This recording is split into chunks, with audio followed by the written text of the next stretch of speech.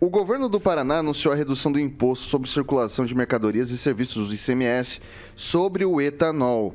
A medida foi divulgada ontem, mas vale desde o último dia 16. Conforme a publicação, a alíquota do imposto passará de 18% para 12%. A redução se adequa à proposta de emenda à Constituição número 123, promulgada na semana passada.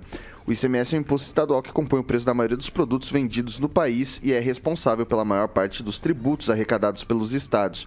O governo também não informou a estimativa de impacto da redução no orçamento. E daí eu vou começar com o professor Jorge agora. A gente viu uma redução da gasolina, a gente viu também redução do etanol. Agora tende-se a diminuir ainda mais. Como eu disse da última vez que a gente conversou, o ICMS ele incide em cadeia. Então é um imposto que ele vai acumulando, ele é feito em cima da bomba e não ali na matriz do recurso, né? Diga. É função só do... Não, é que eu tava pensando aqui de um jeito delicado de falar isso. Porque assim, você viaja pelo estado de São Paulo, é um grande canavial, né? É um grande canavial. Você vai ali pro interior de São Paulo, é só cana de açúcar.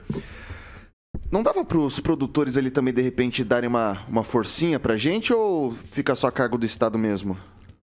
Me parece que a responsabilidade do Estado, no modelo brasileiro de economia, é papel fundamental.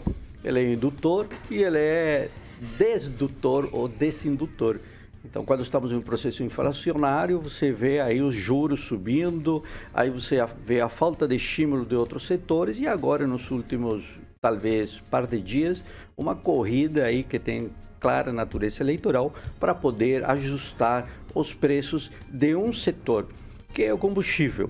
A pergunta é, e aí quando você vê os números no Brasil, fala de 33 milhões de pessoas aí na linha de pobreza ou pessoas passando fome, a questão da insegurança alimentar. A pergunta que as pessoas fazem na rua, as pessoas que caminham, que estão de bicicleta, pergunta, e aí o ICMS do leite, do pão, da carne, que são aquilo que come as pessoas, não, né? Os alimentos. Se tirar por favor, o ICMS, o que acontece? Não se comporte. No eleitoral, aí a pergunta é, medida o leite não veio, a carne não veio, e as pessoas começam a comer o quê? Pele de frango, o osso. Isso é a realidade que temos. Isso, então, eu acho, porque quando se fala de qualquer medida que o governo federal essa redução, ela só atinge um determinado setor que as pessoas estavam aí reclamando, que é um setor da classe média que está sendo reajustada aí com alguns valores. No entanto, questões estruturais como a alteração da tabela do imposto de renda, zero resposta. Então, questões mais de fundo, estruturais do país, elas não chegam, não aparecem. Então, estamos frente a como eu diria, a uma PEC do desespero da reeleição, com clara natureza eleitoral ou eleitoreira, e a situação estrutural vai se perdendo. Então, me preocupa, Vitor, que estas coisas venham em cima da hora com uma clara intenção de aliviar uma determinada tensão social em um único setor. Quando os elementos do alimento, que é importante, feijão, arroz, leite, carne, isto passa bem longe. O leite, o preço do leite praticamente está tão branco como se estivesse nas nuvens. A carne está numa prateleira sem possibilidade de acesso, está com cadeado. E o pão, você vê as pessoas quanto estão pagando, R$ 17,14 o quilo do pão francês, e que era um alimento do dia a dia do brasileiro. E o café, 88% acima, subiu. Eu vou passar agora pro Kim Rafael. Ô, Kim, a gente quando está falando Bom, Brasil, a matriz modal é rodoviária, né? Mas caminhão usa diesel e a gente viu uma queda bastante expressiva no preço da gasolina e agora tende-se também para o etanol. Não era hora da gente olhar com um pouquinho mais de carinho pro diesel também?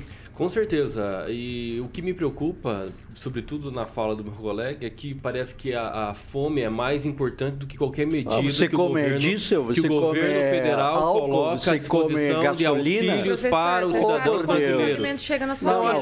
Calma, Pamela, porque ele me interrompeu. Eu estou devolvendo com a mesma elegância dele. Dia 12 de julho... Não, a mesma elegância dele. Na hora que ele parar de interromper, eu vou parar de interromper ele. Dia 12 de julho, isso é engraçado. Isso foi a piada do dia. Tá tudo certo. Pronto. promete que não vai interromper, mas eu não te interrompo mais. Vamos lá. Dia 12 de julho eu fui abastecer o meu veículo e eu tirei foto daquelas tabelas que agora tem que estar em exposição nos postos de combustível, né? O etanol tá a 4,59 nesse posto, né? R$1 de diferença da gasolina. É claro que nós precisamos diminuir ainda mais o etanol, justamente para ajudar a questão dos veículos, né?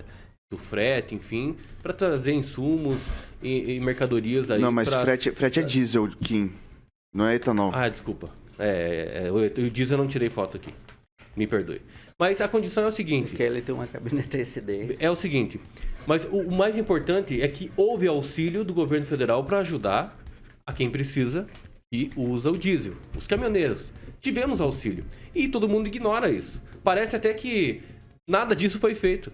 Então, por mais que fosse um valor quase insignificante, mas houve sim um valor disponível para as pessoas, né, que têm caminhões, que precisam, né, usar o diesel para usar no seu caminhão, no frete, enfim.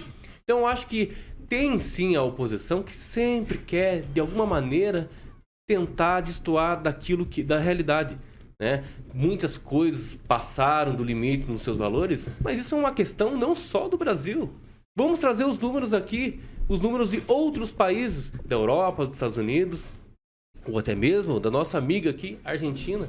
Né? O preço da Argentina, a inflação não é só no Brasil. A inflação não é só no Brasil. Então, veja, tem uma série de medidas, sim, que o governo federal, juntamente com o Congresso Nacional, vem trazendo para os mais necessitados. E se isso é uma condição que precisa ser ignorada por conta, né, do ano eleitoral, então me desculpa, professor. Eu acho que o senhor está achando que passar fome é melhor do que fazer qualquer medida em ano eleitoral, porque é medida eleitoreira, então não poderia. Ok, vou passar agora para a Pamela Bussolini. Vitor, eu acho muito engraçada a dificuldade, né, que alguns colegas têm de entender a economia, a matemática, né? Primeiro no comentário fala, porque eu tô preocupado porque tem gente comendo osso, porque tem gente comendo couro de frango, porque o leite tá caro, e fica reclamando de uma medida que reduz impostos, né? Por mais, como eu perguntei para ele aqui, falei, o senhor sabe como que o alimento chega na sua mesa?